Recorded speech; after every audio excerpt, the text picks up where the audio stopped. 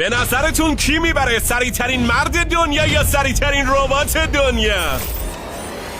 شروع کنید. ما قراره پیشرفته ترین رباتایی که تا ساخته شدن و در برابر نخبه ترین آدما قرار بدیم. مثلا رقابت بهترین راننده دنیا در برابر یه ربات هوش مصنوعی که عملاً قوانین فیزیک به چیپ سمت چپشه.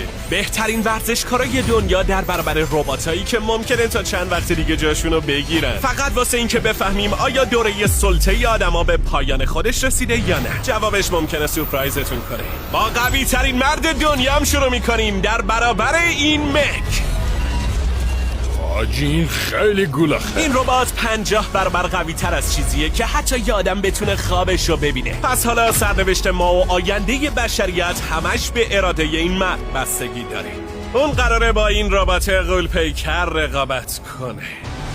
ای خدا، یه لحظه پرام ریخت. قوانین چالش سادن. تو باید این 3 ماشین رو چپه کنی و اون اتوبوس رو از روی بقیه ماشینا پایین بکشی و باید سریعتر از این ماشین انجامش بدی، وگرنه شروع بدی واسه تیم آدما خواهد بود. باس ببرم. پرچم بشریت رو ببر بالا. 3 2 1 شروع کنید.